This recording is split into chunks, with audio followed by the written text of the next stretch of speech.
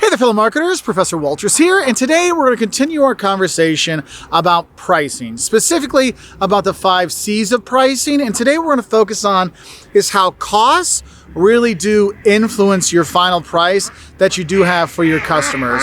Now, I know the ducks don't want to hear about costs. They just want to say, look, we're going to sell high quality stuff at low prices, but you're quackers if you think you can do that, all right?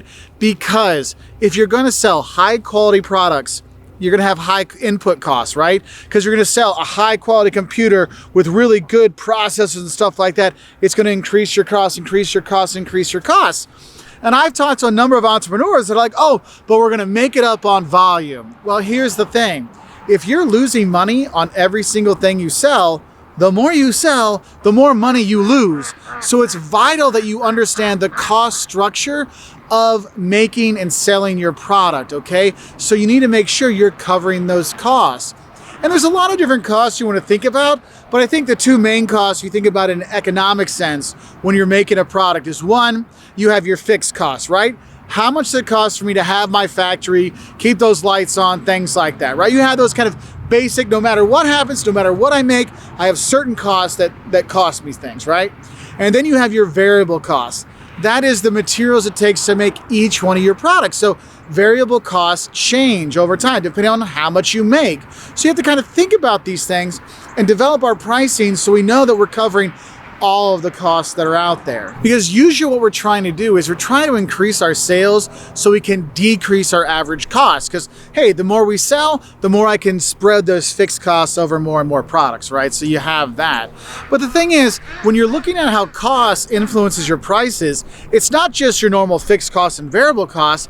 There's other kind of cost things you have to look at. And one thing is you have to look at your overall cost versus your profit picture, and that may influence your pricing. So you may notice when you buy your Kindle, right, from Amazon, oh, it's $39.99. This is great. Well, yeah, Amazon maybe isn't thinking about making their profit off of selling that Kindle. They're thinking, wait, if you buy the Kindle, you're going to buy more books, and they make money off every book you buy. You'll buy more apps, and they make money off all the apps you buy and stuff like that. So they're thinking, look, our cost for our Kindle is X, but the thing is we can make a lot of money on the other stuff we sell, so we're going to make our money that way. So the profit's going to be in a different way. So that might influence the pricing. Hence why the Kindle might be $39.99 and another tablet might be $500. Because think about it. If Nokia made a tablet, there's no Nokia store. You're not downloading from the Nokia shop. You're downloading from the Android shop or the iOS, Apple store and stuff like that. And so they're thinking, hey, I have to make all my money in one go. So all my costs have to be covered in one sale of the tablet. Whereas Amazon knows, or Barnes & Noble with their Nook, or Apple with their iPad, they know that, look, I can have the price to sell my tablet, and then over time, I can make some more money from them, so there's more profit out there. So maybe we look at things a little bit differently. Now, another thing to consider with pricing and cost is sometimes you have what we call intertemporal conditions. Sometimes, well, let me give you an example. Sometimes you might get a letter in the mail from Chase Bank. Like I get these, and they're like, we'll give you $400 to open an account. And you might think, wow, that's cost a lot of money to get somebody to put money in your bank. Well, here's the thing. They're looking at it this way. If I can entice you to come and open up a bank account with me for $400, and then later on you take out your mortgage from my bank, or your car loan from my bank, or a business loan from my bank, I'm going to make money back in the long run. So I might not link that cost that I'm incurring right now with the overall profit I'm going to be making from this sale. And so you kind of think about things like that, because that temporary loss is covered in future gains. You might see this at a gym, right? They have, oh, the first month is $1, or your cable company, oh, the first year is $19.99, and every year after that is like $110, right? They're like, look, we'll take the loss now because in the long term, we're going to make money up, okay? So you have to factor in your costs and all these kind of things as well into your price. Now, another thing that kind of relates to the kind of overall cost versus profit picture is what we call overall profit versus profit margin per unit. This is where you're seeing your downloadable content for your phone.